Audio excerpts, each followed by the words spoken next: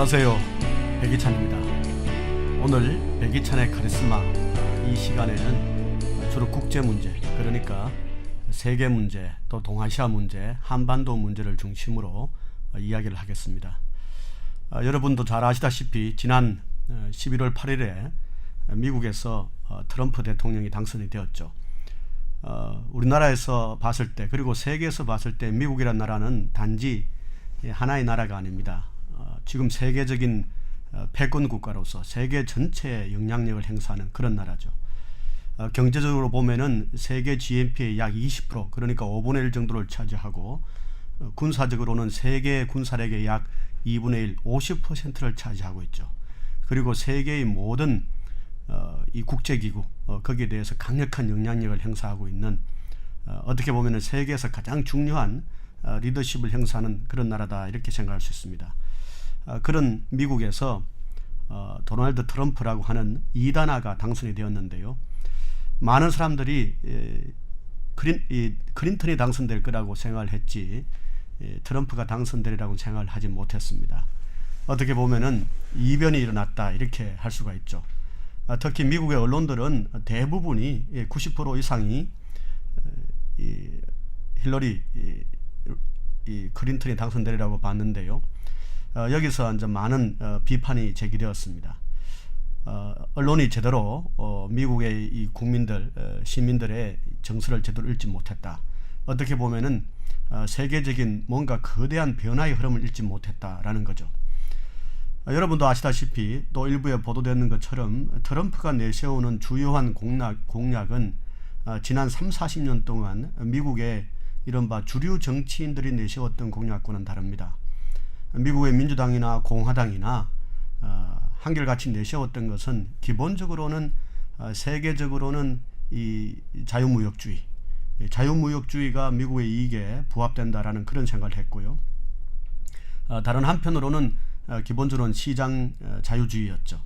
그런데 이 시장 자유주의를 해결하는 방법으로 감세를 통해서 해결할 것인가, 또는 정세를 통해서 일종의 사회복지를 강화할 것인가, 여기에 따라서 미국에서 민주당과 공화당이 나눠졌죠. 공화당은 기본적으로 감세를 통해서 기업의 활력을 살리고, 그리고 그것을 통해서 작은 정부를 통해서 결국은 시장이 활성화되는 것이 경제 발전에 도움이 된다, 이런 정책을 폈다면은 일반적으로 진보적이라고 하는 민주당은 거기에 비해서는 정부가 개입하고 사회복지를 강화함으로써 이 빈부격차를 해소하는 이런 노력이 필요하다, 이런 생각을 했죠.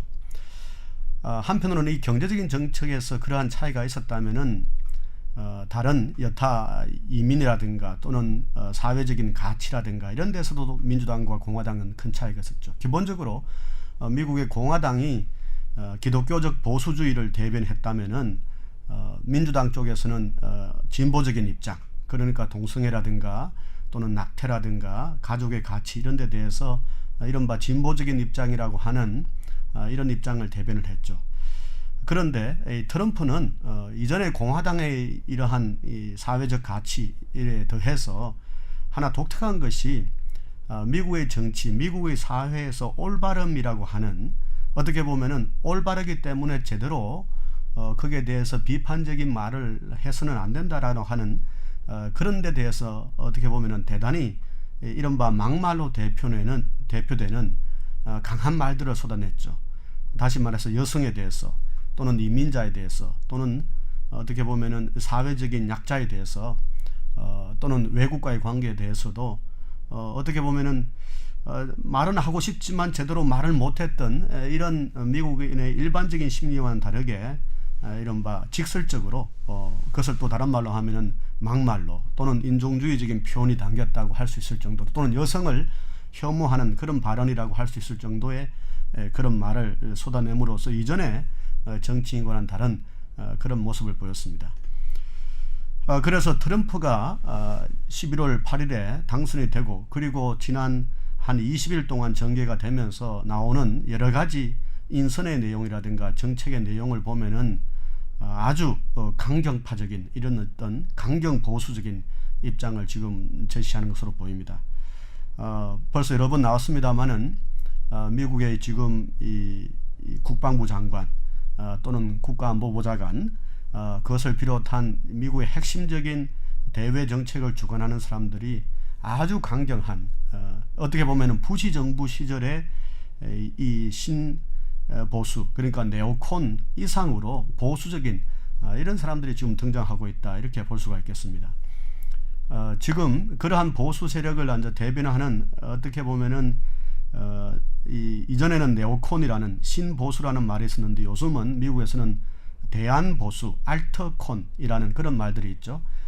그런 보수들은 이전과는 달리 훨씬 더 어떻게 보면은 미국 우선주의 그리고 미국의 백인 우선 이것을 강조하는 이런 세력이라고 볼 수 있는데요. 그런 것들이 미국의 국내 정치뿐만 아니고 미국의 국제관계 대외 정책에서도 나타나고 있다 이렇게 볼 수가 있겠습니다. 트럼프의 주요한 선거 공약이 미국을 다시 위대하게 이라는 그런 선거 공약이었죠. Make America Great Again 이라는 건데요. 이 트럼프가 한편으로는 이 대안보수라고 해서 미국인의 그러니까 백인 중심의 이런 어떤 정책을 강하게 강조를 하니까 Make America Great Again을 Make White 그러니까 미국 대신에 White Great Again이라는 그런 말로도 쓰고 있습니다. 다시 말해서 많은 어떤 통계에서 드러나는 것처럼 미국에서 백인의 비중이 점차 낮아지고 있는 근데 그 낮아지는 원인이 주로 멕시칸으로 대표되는 이 라틴 계통의 사람들의 이민으로 인하여 인구적 비중이 점차 줄어들고 있죠.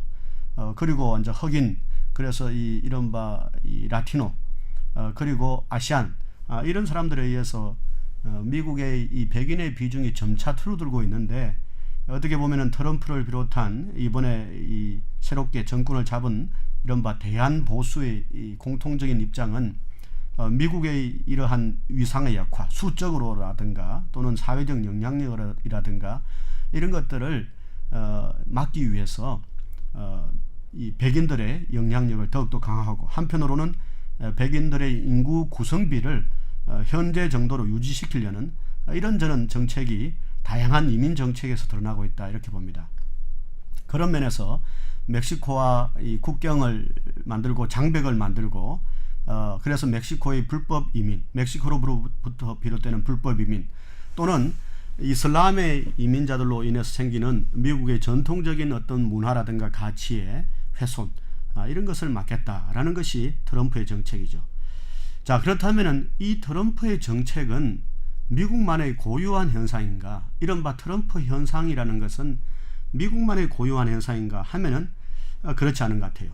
트럼프가 당선되기 한 6개월 전에 영국에서는 브렉시트라고 하는 것이 일어났죠. 국민투표에서 영국 국민들의 이 51% 이상이 더 이상 영국이 EU의 일원으로서 활동하지 않고 EU로부터 탈퇴해서 영국 고유의 독자적인 그런 정책을 수립하고 펼쳐나가야 된다라는 거죠. 이렇게 이제 브렉시트라는 것이 그때 통과가 되었는데요. 그 내용의 핵심에서 보면은 사실은 이민자를 막는다라는 것이 어떻게 보면은 주요한 내용이었다고 볼 수 있습니다. EU의 일원이 되면은 EU의 일원으로서 이민자들이 다양한 형태의 이민자들과 난민들이 이렇게 자유롭게 이동하게 되고 또 한편으로는 받아들이게 되는 이런 것들이 기본적으로 이 영국의 정체성을 훼손한다는 거죠. 그래서 이번에 브렉시트가 통과가 되었는데요. 이것으로 인해서 기존에 지난 1990년대 이후에 EU를 중심으로 하는 유럽의 통합의 노력이 심대한 균열이 생기고 어떻게 보면 새롭게 이제 재모색되지 않으면 안 되는 그런 상황에 처했다 이렇게 볼 수가 있습니다. 자, 그렇다면은 영국은 어떻게 해서 이렇게 브렉시트를 통해서 EU로부터 탈퇴하게 되었을까요? 아까 말씀드린 것처럼 그 핵심에는 영국의 정체성을 다시 회복해야 된다라는 거죠. 영국이라는 나라는 이른바 유럽 대륙의 국가들과는 좀 다른 독특한 역사적 과정이 있습니다. 한편으로는 유럽 대륙으로부터 떨어져 가지고 섬이라는 나라로서 오랫동안 독자의 정체성을 수립해 왔다는 게 있죠. 그것을 길게 보면은 옛날에 캐톨릭이 아주 유럽 대륙을 덮고 있을 때 캐톨릭으로부터 탈피한 이른바 영국 국교회, 다른 말로 하면은 성공회가 독자적으로 만들어졌던 이런 경력이 있고요. 그리고 19세기 이후로는 대영 제국이라고 해서 전 세계를 이끌어가는 패권 국가의 그런 어떤 강대한 대영 제국을, 세계적인 제국을 만들었죠. 이른바 해가 지지 않는 제국이라는 그런 제국을 만들어서 독자적인 문화를 또는 독자적인 정치적 영향력을 세계적으로 펼친 이런 경험이 있습니다. 그 영향력이 당시에는 예를 들어서 미국 대륙에도, 그리고 지금 오세아니아, 그리고 전 세계 이 아시아라든가 아프리카까지도 영향력을 행사하는 이런 제국의 경험이 있기 때문에 사실은 EU라는 틀에서 가장 독자성이 강하고 이질적인 나라가 사실은 영국이라고 할 수 있습니다.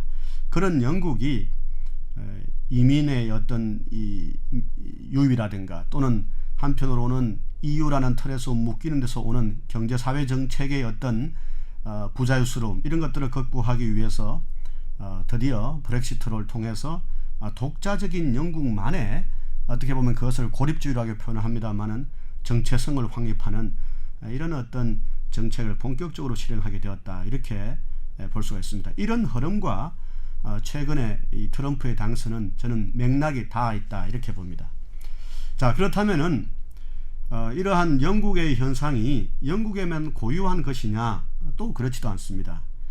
유럽 대륙 국가에 있는 여러 나라에서도 지금 이른바 밀려드는 이슬람 난민들, 이민자들, 그리고 그것으로 인해서 생기는 다양한 사회적 문제들, 거기서 이 유럽적 정체성, 유럽의 종교적 문화적 정체성이 흔들리고 있고, 따라서 이러한 이슬람을 비롯한 이 이민자들에 대해서 강력한 제재 조치를 취하고 특히 이슬람인의 유입을 막아야 된다라고 하는 이런 주장이 강하게 일어나고 있죠.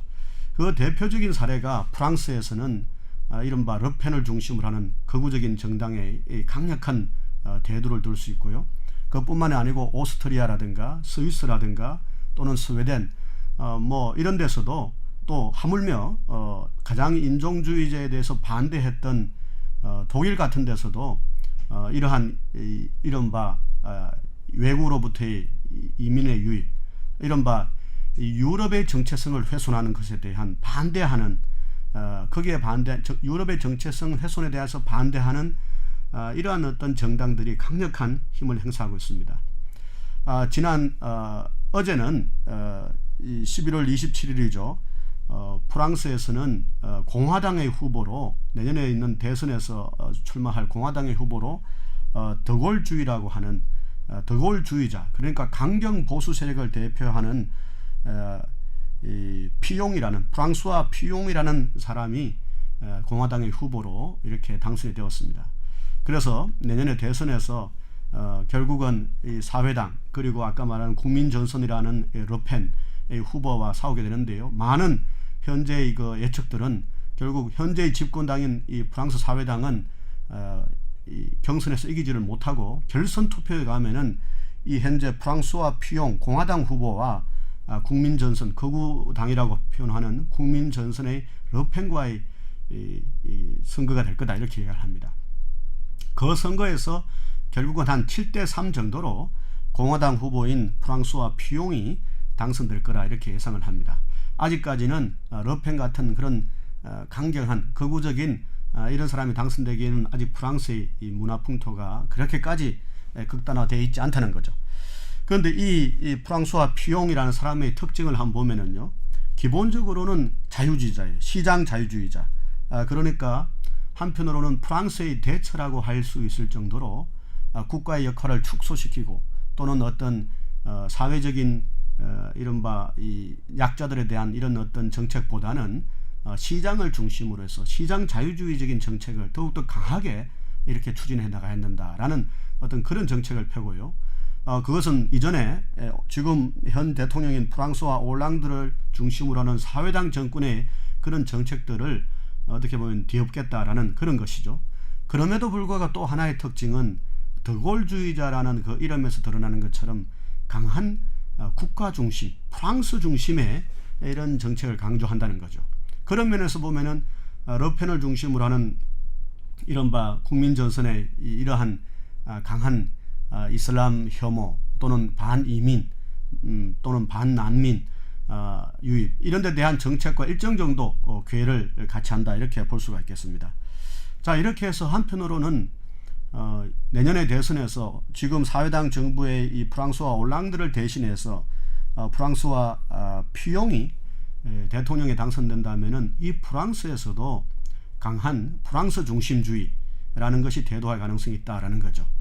그 프랑스 중심주의는 프랑스의 정체성과 독자성, 나아가서 어떻게 보면은 유럽인의 현재의 정체성, 이것을 강하게 지켜나가겠다라는 그런 것이 드러난다고 봅니다. 아까 말씀드린 것처럼 영국은 영국의 정체성, 이른바 대영 제국의 정체성을 강하게 옹호하는 정책의 일환으로 브렉시트라는 것이 이루어졌고요.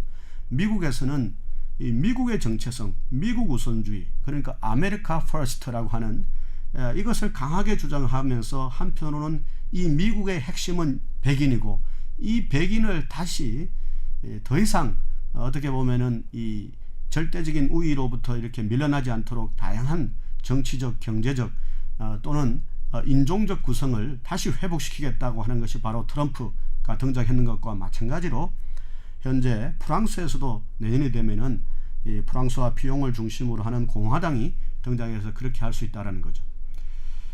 자, 그렇다면은 이제 이렇게 보면은 내년에 결국은 독일에서는 여전히 오늘날 현재 집권당인 보수 기민당의 앵겔라 메르켈이 다시 4선의 임기에 도전한다고 해서 출마할 가능성이 아주 높은데요.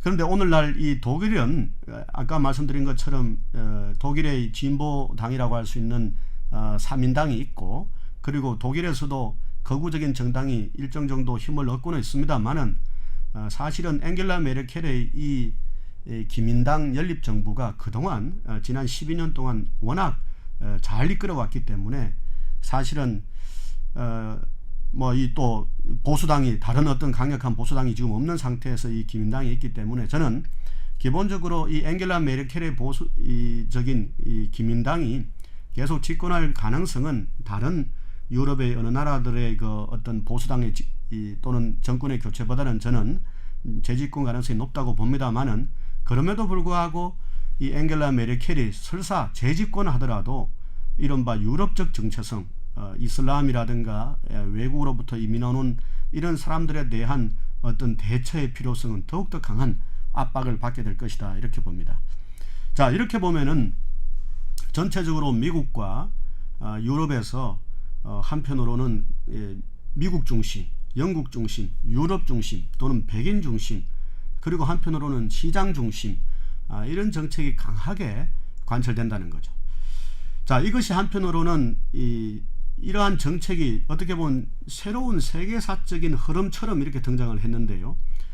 이러한 세계사적 흐름이 등장하는 것과 유사한 것이 사실은 1970년대 말 1980년대 초에 있었습니다. 그 당시에 영국에서는 대처가 등장했고요, 미국에서는 레이건이 등장함으로써 이른바 신자유주의적인 정책이 집중적으로 새로운 세계사적인 어떤 세계적인 정책으로 이렇게 등장을 했죠.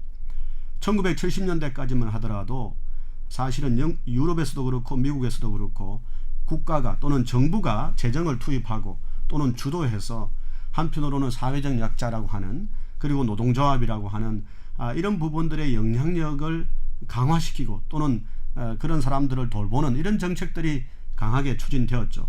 그런데 그것에 대해서 한편으로는 1980년대에 들어오면서부터는 더 이상 그러한 정부의 개입이라든가 이런 것들을 방치해서는 안 되고 시장의 주도로 나아가야만 경제 위기를 극복할 수 있고, 나아가서는 한편으로는 자유적인 자유민주주의 가치도 더욱더 발양될 수 있다. 이렇게 해서 만들어진 것이 대처리즘 또는 레이건이즘이라고 할 수 있습니다. 레이거노믹스라고 할 수 있는데요. 여기서 이 당시에 이 대처리즘과 레이거노믹스가 등장을 하고, 그것이 1990년에 소련 동구 공산주의 체제가 붕괴되면서 1990년대 이후로 본격적으로 등장한 것이 이른바 세계화라는 거예요. 세계화, 글로벌리즘, 세계주의라고 할 수 있죠. 우리나라에서도 김영삼 대통령이 집권하면서 세계화라는 것을 주요한 국정 목표로 설정할 정도로 세계화라는 것이 전 세계를 휩쓰는 하나의 조류처럼 되었죠. 이 세계화를 통해서 등장했던 주요한 어떤 내용들은 어떤 거냐 하면은 기본적으로 자본이 자유롭게 이동한다라는 거예요. 자본이 자유롭게 이동하니까 기업이 국경을 넘어서 이제 자유롭게 한편으로는 제3 이른바 후진국으로 또는 중진국으로 또는 선진국 내에서도 대륙을 떠나서 막 이동을 하는 이런 현상이 생겼죠. 근데 자본이 자유롭게 이동하는 것은 자본만이 아니고 상품도 자유롭게 이동하는 이런 것과 연결되죠. 그래서 자유무역주의가 이 세계화와 더불어서 더욱더 강력하게 전 세계를 풍미하게 되었죠. 그러면서 다양한 형태의 이른바 자유무역주의가 등장을 했어요.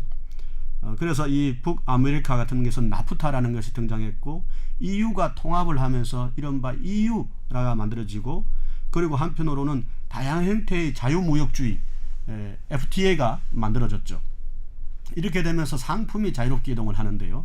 그런데 또 이렇게 자본과 상품이 자유롭게 이동하는 것과 동시에 또 나타날 수밖에 없는 것이 사람, 다시 말해서 노동력의 이동이에요.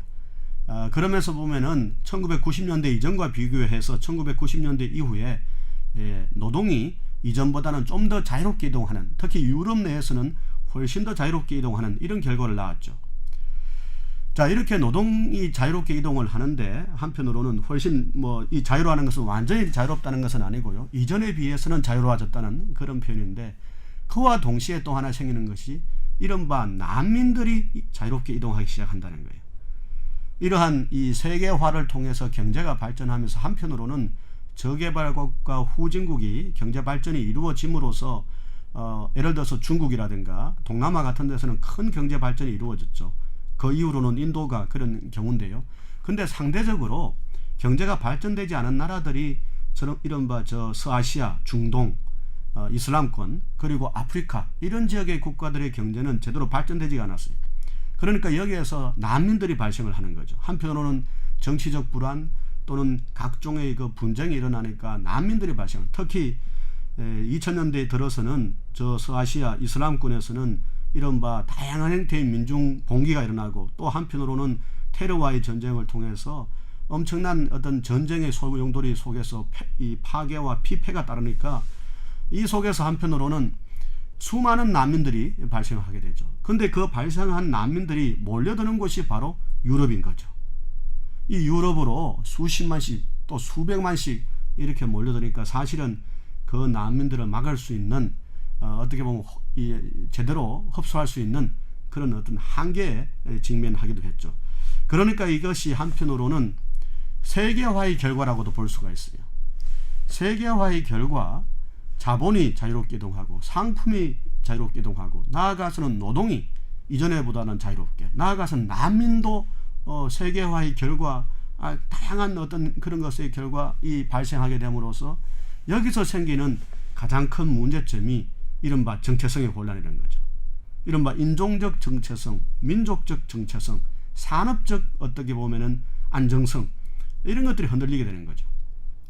이번에 트럼프가 당선될 때 가장 큰 트럼프의 지지자로 돌변한 지역이 이른바 러스트 벨트라고 하는 지난 한 100년 동안 미국의 경제 발전의 제조업을 주도했던 미시간 이른바 오대호 주변의 이러한 펜실바니아 오하이오 이런 지역에 있는 사람들이 기존의 민주당 지지 정당이었던 어떤 성향을 보였던 사람들이 트럼프 지지로 바뀌었어요. 그런데 그렇게 바뀌는데 가장 큰 역할을 했던 것이 트럼프가 주창했던 이른바 보호무역, 그것을 통해서 미국의 이 경제 산업을 다시 일으키겠다고 하는, 제조업을 다시 일으키겠다고 하는 이런 공약들이 먹혔다고 볼 수가 있죠. 물론 그 지역에 사는 사람들은 또 대부분 백인들이 많기 때문에 백인들의 어떻게 보면은 이 그런 위협감, 그러니까 점정하는 이른바 멕시칸을 비롯한 라티노들, 또 한편으로는 아시안 또는 어떤 이슬람 이런 어떤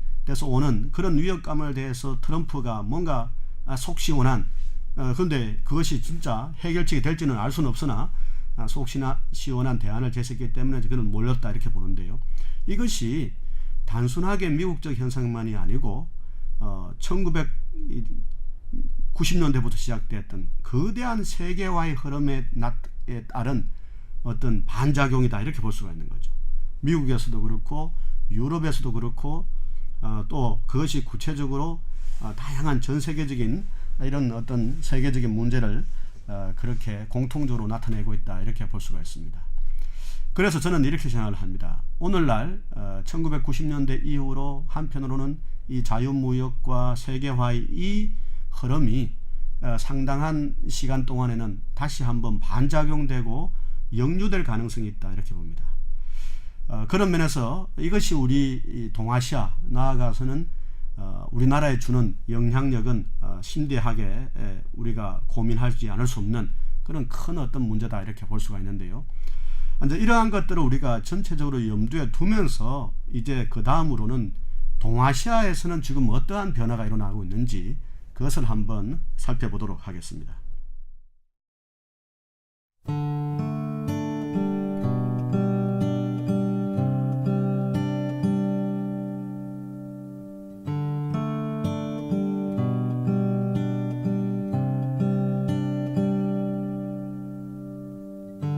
내 몸에 날개가 돋아서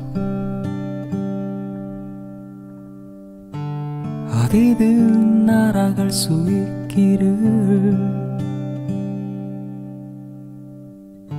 내 꿈에 날개가 돋아서 진실의 끝에 꽃이 필 수 있길. 세상은 거꾸로 돌아가려 하고 고장난 시계는 눈치로 돌아가려 하네. Just no way, no way, no way. 난 길을 잃고 Way, no way, no way. 다시 길을 찾고 Way, no way, no way. 없는 길을 뚫다 Way, no way, no way. 길가에 버려지다.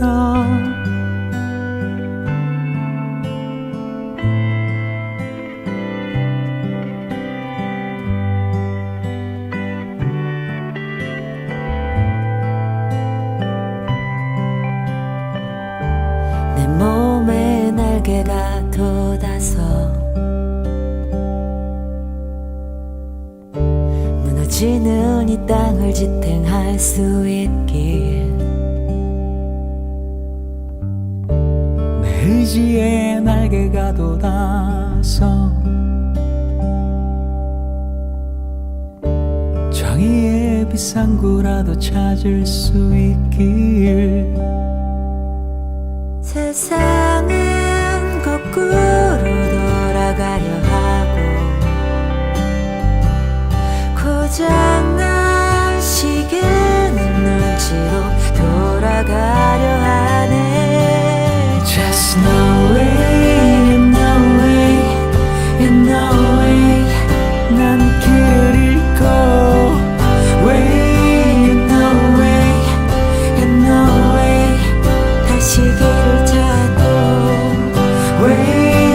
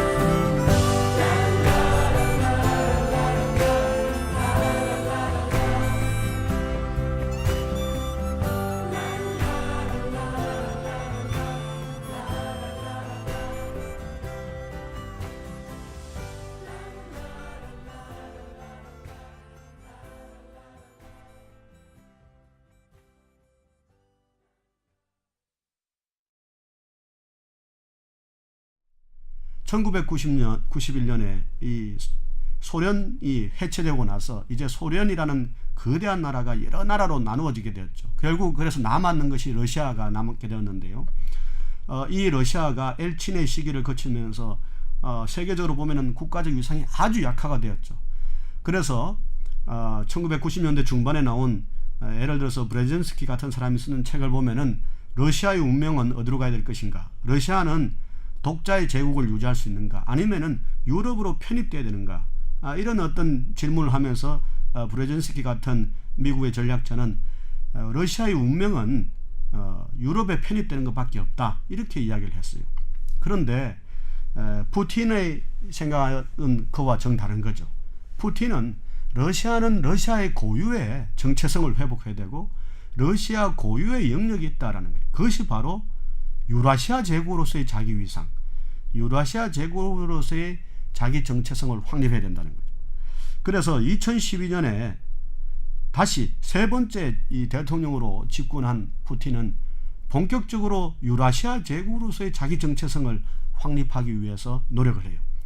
더 이상 EU에 협력하고 EU에 어떻게 보면은 줄을 서는 이런 형태가 아니고, 더 이상 미국에 어떻게 보면 잘 보여서 미국에 줄을 서는 형태도 아니고, 독자의 유라시아 제국으로서의 정체성을 확립한다는, 이 독자의 유라시아 제국으로서의 정체성을 확립하는 하나의 방법으로 기존에 소련의 일종의 그 연방으로 편입되어 있었던 그런 나라들을 다시 러시아를 중심으로 해서 다시 새롭게 묶는 경제 공동체를 만들어내고, 다른 한편으로는 미국과 이제 각을 세워서 미국과 대립적인 자기 국가의 이 위상을 정립을 하고, 나아가서는 2014년에 대해서는 이 러시아적 정체성과 유럽적 정체성을 동시에 갖고 있는 우크라이나의 크림반도를 공격을 해서 크림반도를 병합해내는 이런 일이 일어났죠.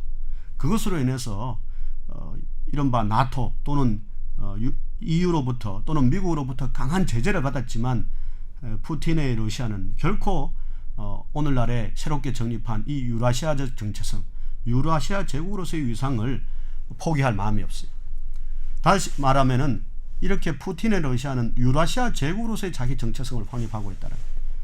자, 그렇다면 이제 마지막으로 남은 것이 일본이 남아있어요. 일본도 제국을 경험한 나라죠. 일본도 1900년부터 해서 반세기 동안에 동아시아 제국을 만든 대동아 공영권을 만든 이런 경험이 있는 나라예요. 특히 아베 수상이 재집권했을 때 2006년에 한번 1년 동안 총리로서 집권을 하고 나서, 그리고 2012년에 다시 아베가 총리가 돼서 재집권을 해서 지금까지 4년간 계속적으로 총리를 행사하고 있고, 또 앞으로 더 연임해서 4년 더 이렇게 총리로서 재임할 가능성이 높다고 지금 평가되는데요. 이 아베의 일본이 지금 염두에 두고 있는 것은 제국적 정체성의 회복이에요. 일본 제국, 동아시아 제국, 동아 제국으로서의 자기 정체성을 다시 회복하자라는, 그것이 대외적인 단순한 어떤 침략적인 형태로 나타날 수 없으니까 일본 국내에서는 이른바 일본의 제국적 이 역사를 미화하고 또는 회고하고 찬양하는 이른바 극우 세력들이 나타나는 것이고요. 그것이 한편으로는 지난 70년 동안 평화헌법에 의해서 제대로 된 군사력을 가지지 못했던 것을 극복하는 형태로 작년에는 11개의 안보법제를 만들어서 집단 자위권을 행사할 수 있고, 그 나아가서는 정상적인 국가처럼 군대를 사용할 수 있는 이런 나라로 탈바꿈을 하는 거죠. 자, 이렇게 해서 보면은 한반도를 둘러싼 이 주변국들의 상황을 보면은 미국은 세계 제국으로서의 한편으로는 정체성을 가지고 있으면서도 그 세계 제국으로서의 미국의 정체성의 핵심이 백인이죠. 그 백인을 다시 미국 사회의 중심으로 이렇게 세우는 다양한 인구적 정책부터 해서 경제적 정책까지 다양한 그런 정책을 수립하고 있다는 거예요. 한편으로는 중국은 2000년 동안의 중화제국의 위상을 이제 150년 만에 다시 확립을 해서 그것에 입각한 다양한 유라시아 정책을 펼친다라는 거예요. 이 러시아는 원래 이 러시아가 유라시아 국가인데 유라시아 제국으로서의 정체성을 확립해서 다양한 정책을 지금 펼치고 있고, 일본은 동아 제국으로서의 정체성을 다시 회상하면서 뭔가 그거와 유사한 이런 어떤 정책을 펼치려고 한다는 거예요. 자, 여기서 보면은 이 네 나라들이 어떻게 보면 오래된 자기 정체성에 입각한 정책을 펼치려고 하고 있고, 거기에 가장 적합한 사람이 어떻게 보면은 지금 최고 국가 지도자가 됐다라는 거예요. 아까 말씀드린 것처럼 트럼프 같으면은 전통적인 백인이에요. 오바마는 흑인이었고 뭐 이런 건데, 전통적인 미국의 어떻게 보면 백인을 대표하는, 백인의 가치를 대표하고 백인의 경제를 대표하는 그런 사람, 트럼프가 그렇다. 러시아를 보면은 이 푸틴이 전통적인 이 러시아적 가치를 대변하는, 러시아 정교주의에 입각한 러시아의 가치를 대변하는 사람. 한편으로는 시진핑을 보면은 1949년 중국 혁명을 일으켰던 그 핵심적인 원로의 아들로서 중국의 어떻게 보면 중국 공산혁명을 대표하는 이런 사람. 아베는 아까 말씀드린 것처럼 이 제국 일본의 시절에 장관을 했던 사람, 그리고 그 사람의 외손자로서 어떻게 보면 전통적인 일본의 가치를 대변하는 자민당의 핵심 인사라는 거죠. 한편으로는 이런 이 정체성을, 각국의 정체성을 대표하는 사람들이 각각의 최고 지도자로 앉아 있고, 나아가서는 그 정체성을 다시 회복하기 위해서 어떻게 보면 스트롱맨, 강한 어떤 성격을 가지고 강한 정책을 펼치는 사람들이다라는 거예요. 자, 여기에서 저는 앞으로 동아시아의 어떤 질서가 한편으로는 대단히 강한 힘들이 부닥치는 이런 정책이 될 것이다, 이렇게 봅니다.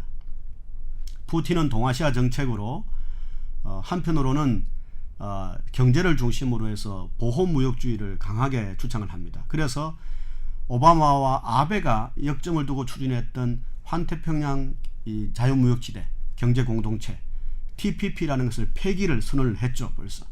그리고 중국에 대해서 45%의 높은 관세를 먹여서 이제 중국의 상품이 미국으로 제대로 유입될 수 없도록 이렇게 만들겠다, 이렇게 이야기하죠. 또 한편으로는 한국과의 한미 FTA에 대해서도 강한 압박을 가해서 뭔가 새롭게 변화시켜내겠다라고 이야기하고요. 그리고 일본과 한국에 대해서는 강한 방위비 분담에 대한 압박을 가하고 있죠. 만일 그렇게 분담을 하지 않으면은 미군 철수까지도 고려할 수 있다라고 하는 정도로 이렇게 강한 정책을 펼치고 있어요. 거기에 맞서서 사실은 시진핑 중국 주석도 여전히 거기에 대해서 나긋나긋하지는 않아요. 강하게 거기에 대받아칠 준비가 되어 있다, 이렇게 이야기를 하죠.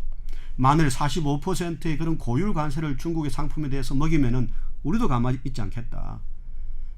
우리가 갖고 있는 미국의 채권들을 팔아가지고 완전히 미국의 재정에 이 어떻게 보면 혼란을 유발할 수도 있다, 이렇게 이제 펼치고 있죠.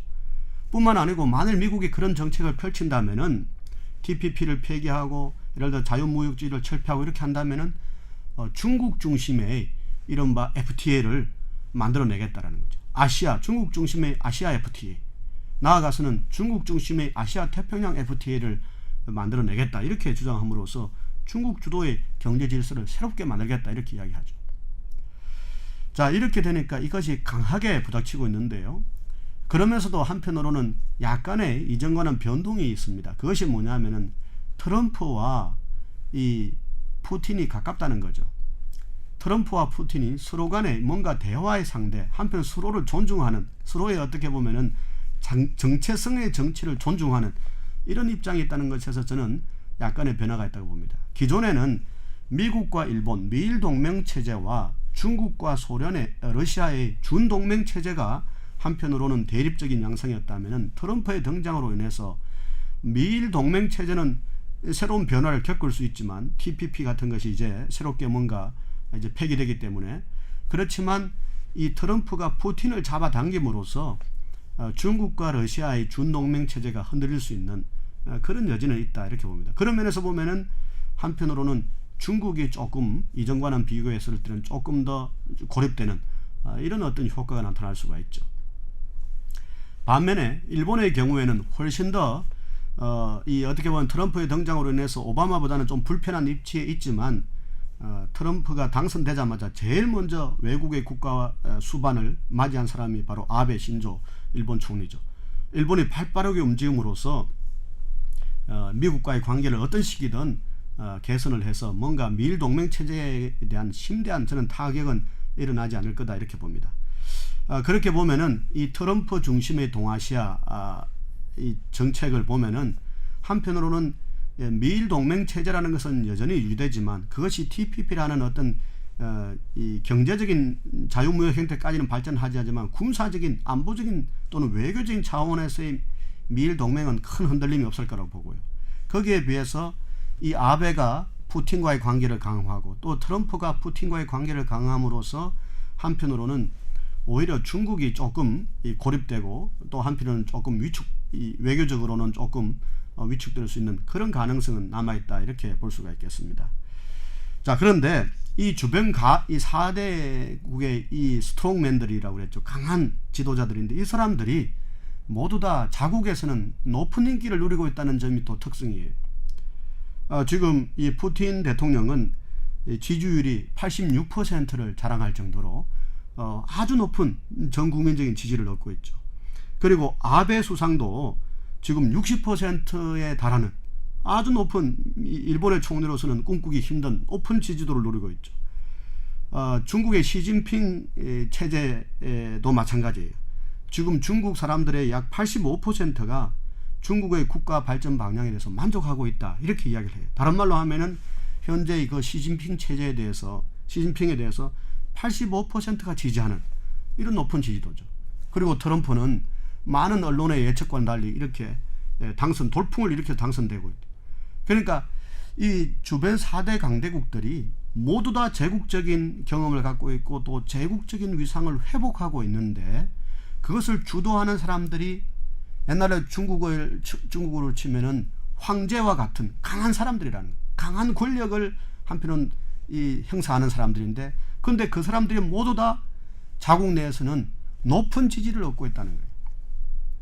이것이 우리 한반도가 당면한 어떻게 보면은 동아시아의 이 강력한 자기장의 어떤 속에 있는 한반도다 이렇게 우리가 볼 수가 있겠습니다. 이제 그렇다면은 이러한 동아시아의 이 속에서 우리 한반도는 어떤 상황에 있고 어떻게 나아갈 것인가 이것을 또 이야기 좀 해보도록 하겠습니다.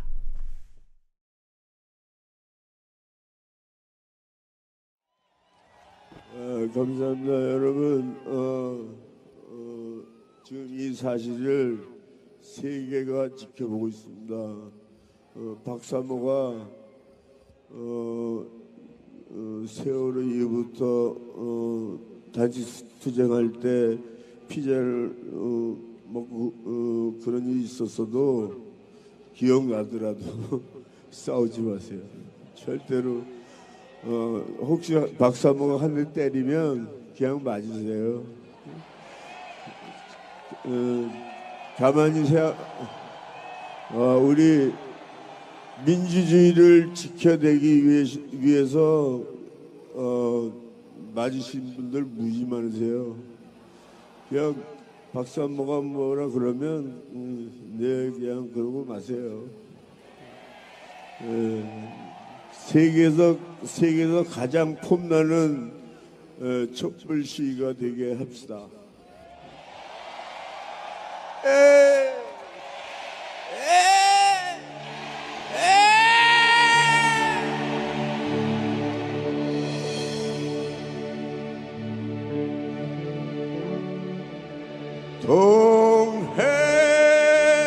동해물과 백두산이 마르고 닳도록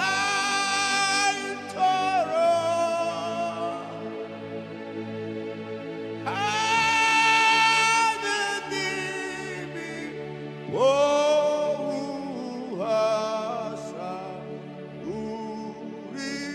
우리나라만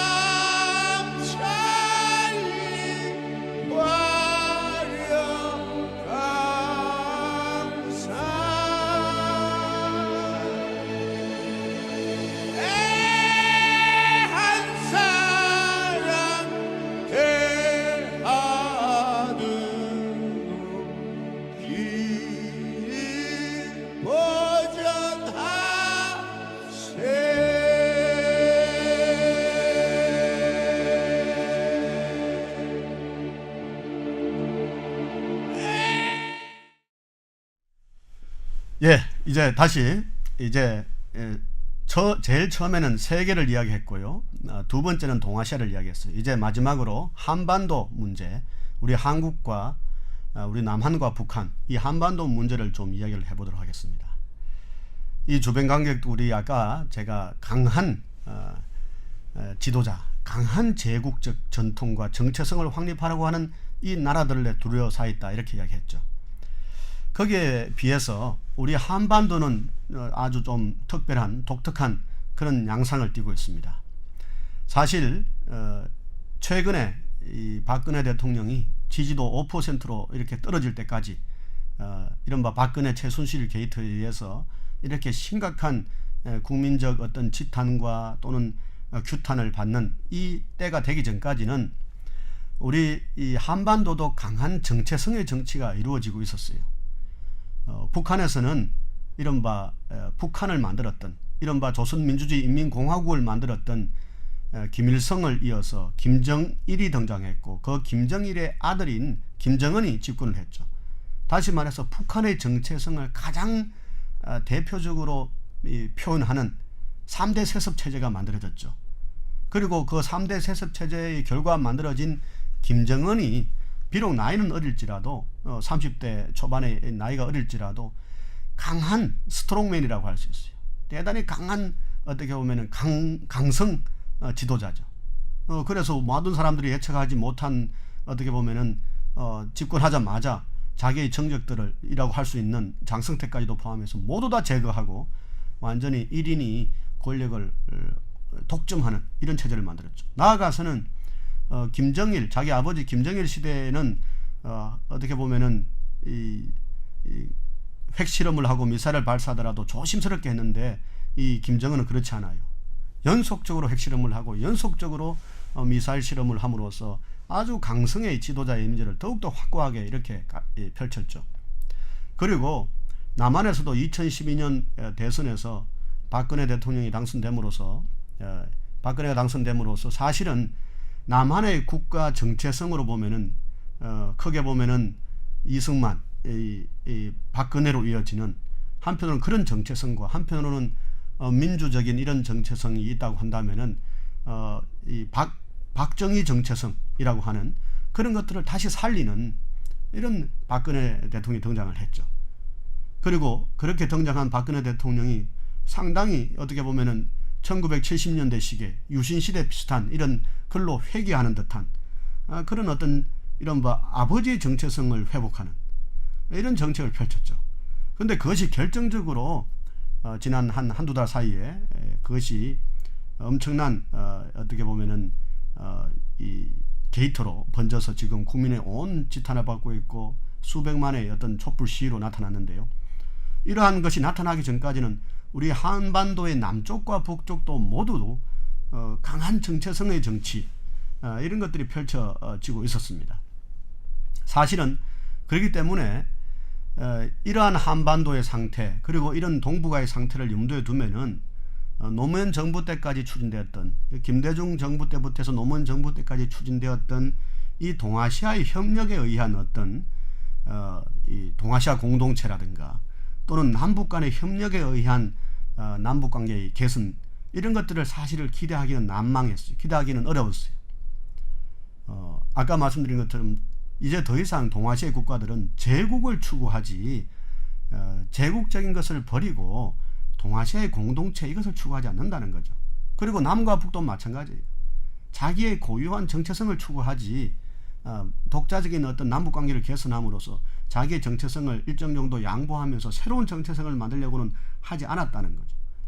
그러다 보니까 사실은 분단 70년이 됐던 2015년에 이 한반도를 비롯한 동아시아 전체가 극단적인 긴장과 대립과 갈등의 국면으로 들어간 거죠. 그리고 그것이 최종적으로 나타난 것이 2016년 2월달 개성공단 폐쇄 그리고 그것이 더 극단적으로 또 드러난 것이 2016년 7월달에 사드 배치 그리고 국정교과서 이렇게 나타나는 것들이 전체적인 어떤 그런 흐름이었다는 거예요. 자, 그렇다면은 이러한 상황을 염두에 두면은 저는 이 한반도의 이 상황에서 이 북한까지도 정체성의 정치, 강한 스트롱맨의 정치가 이루어지고 있다. 유일하게 지난 10월 달 이후로 10월 말 이후로 11월 달 수백만의 시민들이 촛불을 들고 등장하는 이른바 11월 항쟁 또는 11월 혁명 이후로 유일하게 변화의 가능성이 생긴 곳이 남한이다라는 거예요. 남한이 유일하게 어떻게 보면은 강한 정체성으로의 정치, 강한 스트롱맨의 정치에서 유일한 하나의 예외적인 지역으로 이렇게 지금 변동이 생겼다, 이렇게 저는 보고 있습니다. 앞으로 내년 1월 달이면 트럼프 대통령이 취임을 하게 되는데요. 트럼프가 대통령에 취임하는데 분명히 우리 한국에 대해서도 강한 요구가 압박이 들어올 거예요. 한편으로는 경제적으로는 한미 FTA를 재협상하자고 그러면서 강한 압박이 들어올 것이고, 방위비 분담을 더욱더 높여야 된다고 강한 압박이 들어올 것이고, 그러면서도 다른 한편으로는 현재 미국의 그 안보보좌관이라든가 국방부 장관이라든가 이런 사람들의 이 성향을 봤을 때는 한미 간의 군사적 동맹을 폐기하지는 않을 거예요. 뭔가 더 군사적인 이 남한을 이 미국의 주도의 군사 체제로 더욱더 강하게 잡아당기는 그런 어떤 압박이 들어올 거예요. 그리고 아베의 일본도 마찬가지로 압박에 강하게 한국에 대해서 압박을 가할 거예요. 그것이 지난 2015년부터 일어났던 것처럼 더 이상 한국이 중국 편으로 끌려가지 못하도록 미일 동맹 체제로 들어오도록, 나아가서 미일 동맹 체제의 합으로 들어오는, 그래서 미일 한 삼각 체제의 합으로 들어오도록 강하게 압박을 할 가능성이 있죠. 그것이 한편은 역사 교과서로 나타날 수도 있고 독도 문제로 이렇게 파생되어 나타날 수도 있겠죠. 그리고 아까 말씀드린 것처럼 중국도 강하게 한국을 압박할 것이에요. 이제 사드 배치 문제로 그 압박이 가시화되고 있는 그런 측면이 나타나죠. 그래서 최근에 한류에 대해서 제한하는 이런 어떤 조치들이 취해지고 있다는 보도가 나오고 있죠. 강한 중국의 압박이 앞으로 예상이 돼요. 러시아도 더 이상 고분고분하지 않을 거예요. 어떻게 보면 기존에는 푸틴의 이 정체성 확립이라는 것들이 명확하지 않았을 때는 가장 어떻게 보면은 이 한국이 좀 마음 편하게 그래도 뭔가 이렇게 할 수 있는 것이 이 러시아라고 생각했는데 이제는 그러지 않을 수가 있죠. 자, 이러한 상황에서 그렇다면은 이 강한 압박, 그리고 아까 말씀드린 북한으로부터의 또 압박, 그것이 제6차 핵실험을 할 수도 있고 다시 미사일 발사를 할 수도 있고 또는 다양한 형태의 어떤 압박으로 나타날 수도 있죠. 이러한 강한 압박 속에서 이제 우리 남한은, 한국은 어떻게 해야 될 것인가? 저는 이것이 어떻게 보면은 오늘날 한편으로 국내적으로는 보면은 이른바 박근혜 최순실 게이트로 인해서 국정이 혼란하고 이 국가의 헌법이 문란해지고, 그래서 거의 내란적인 이런 상황까지 가게 만든 이런 국내적인 위기 상황과 더불어서 한편으로는 이 주변으로부터 오는, 국제관계로부터 오는 이 강한 압박을 이겨내는, 한편으로는 그러면서도 새로운 역사를 만들어가는 그 힘을 어디서 찾아낼 것인가? 저는 거기에서 우리가 집중을 해야 된다, 이렇게 봅니다.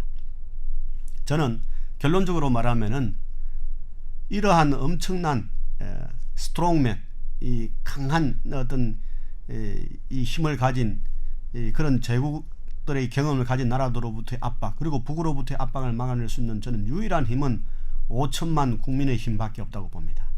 대통령 어느 한 사람의 힘만으로도 안 되고요, 300명의 국회의원의 힘으로도 안 되고, 어떻게 보면 여야 정당만의 힘으로도 되지 않고, 5천만 국민의 힘이 똘똘 뭉쳐지지 않고는, 5천만 국민의 지혜가 모아지지 않고는, 그리고 그 지혜와 그 힘을 통해서 새로운 본래의 정체성을 우리가 확보하지 않으면 저는 안 된다, 이렇게 봅니다.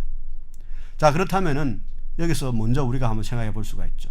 그렇다면 우리나라, 우리 한국, 우리 코리아의 본래적 정체성이 뭐냐? 본래적 정체성은 뭐냐? 저는 우리나라의 본래적 정체성은 모든 국민 한 사람 한 사람이, 모든 백성 한 사람 한 사람이 세종대왕이 말했던 거로 치면은 하늘 백성이다라는 것이죠. 백범 김구 선생님이 말했던 거로 치면은 거룩한 성인이다라는 거예요. 대한민국 헌법 10조에 의하면은 모든 5천만 국민 한 사람 한 사람이 참으로 존엄한 사람이다라는 거예요. 존엄한 사람. 그래서 인간으로서의 존엄을 누릴 수 있는 그런 이 가치가 있는 사람. 이것이 저는 우리 코리아, 우리 한국의 본래적 정체성이다. 그 5천만이 행복하게 살 수 있는 나라, 그 5천만이 존엄한 인간으로서 권리와 의무를 다하면서 살아가는 나라, 그리고 그 나라를 가능하게 하는 정치 제도는 바로 민주주의다. 올바른 민주주의, 심화된 민주주의, 자유민주주의, 그런데도 토론하는 민주주의, 그러면서도 그 안에서 평등이 관철되는 민주주의, 이런 민주주의 국가, 이것이 우리의 정체성이다. 이것이 우리 한국의 정체성이고, 이것을 더욱더 한반도 차원으로 확장시키면은 우리 코리아의 정체성은 이른바 주변에 있는 나라들은 모두 다 제국적 정체성을 확립했지만 우리는 제국적 정체성을 갖고 있지 않고, 그렇지만 우리는 하나의 자주적인 통합된 독립적인 국가로서 평화애호 국가로서의, 평화주의 국가로서의 정체성, 한편으로는 반도 국가로서 대륙적인 경향과 해양적인 경향을 모두 갖고 있는 그런 나라로서의 정체성, 한편으로는 미국과도 친하게 지내고 미국과도 아주 협력적인 관계를 만들어가고 기본적인 그런 어떤 동맹적인 질서와 바탕 관계 속에 있지만 중국과도 우호적인 관계, 전략적 동반자 관계를 계속적으로 발전시켜가는 나라, 한편은 러시아와도 전략적 동반자 관계를 발전시켜 나가지만 일본과도 우호 협력의 관계를 더욱더 발전시켜가는 나라, 다른 말로 하면은 주변 4개국 모두와 우호 협력의 관계를 더욱더 발전시키는 나라가 우리의 정체성이다. 이러한 우리나라의 정체성, 코리아의 정체성, 한국의 정체성을 제대로 발휘하기 위해서는 5천만 국민의 지혜와 힘을 모아야 되고 5천만 국민 한 사람 한 사람이 헌법 1조처럼 국가 주권을 가진 주권자이고, 그리고 그 힘에서부터 모든 문제를 풀 수 있다는 이런 어떤 자세가 필요하다, 이렇게 생각합니다. 지난주에도 이러한 것을 가능케 하는 방법으로서 저는 몇 가지를 이야기를 했습니다. 100년 전에 우리가 만민공동회라고 해서 당시 서울 인구의 약 10%가 횃불을 들고 또 이렇게 나와서 토론을 벌이고 했던 것처럼 지금도 우리가 100만, 200만의 국민들이 촛불을 들고 나와서 토론을 벌이고, 그리고 정의로운, 그리고 한편으로는 국민 주권의 새로운 나라에 대한 이런 강조를 하는 것처럼 저는 이러한 다양한 형태의 노력이 이제는 새로운 차원으로 성화될 필요가 있다, 이렇게 봅니다. 이전에는 만민공동회가 관민의회라는 새로운 어떤 정치 체제로 이렇게 발전하려고 했던 것처럼 오늘날의 이러한 100만, 200만의 이 국민들의 의지, 5천만의 국민들의 의지가 한편으로는 새로운 정치적인 어떤 에너지로 표출이 되어서 정권을 바꾸고 그 정권을 통해서 기존의 부정부패를 일소할 뿐더러 5천만 국민들의 에너지를 모아내는 이런 게 필요하죠. 그리고 나아가서는 그렇게 5천만 국민들의 에너지와 힘, 지혜를 모아내는 것을 좀 더 정치체제적으로 더욱더 용이하게 할 수 있는 그런 새로운 정치 시스템을 설계하는 것도 필요하다고 봅니다. 저는 우선은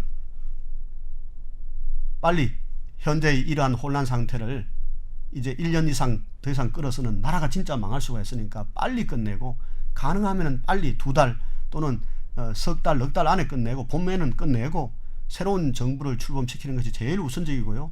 그러고 나서는 5천만 국민의 지혜와 힘을 모아내는 이런 어떤 정치 시스템을 만들어내는 것, 사회 시스템을 만들어내는 것, 또는 어떤 문화적인 어떤 리더십을 만들어내는 것, 이런 것들이 저는 필요하다고 봅니다. 그런 것이 가능할 때 비로소 남북관계도 새로운 역사가 열릴 것이고, 동아시아 국제관계에서도 세계적인 우리나라에서의 활동에서도 새로운 역사가 펼쳐질 수 있다, 이렇게 생각을 합니다.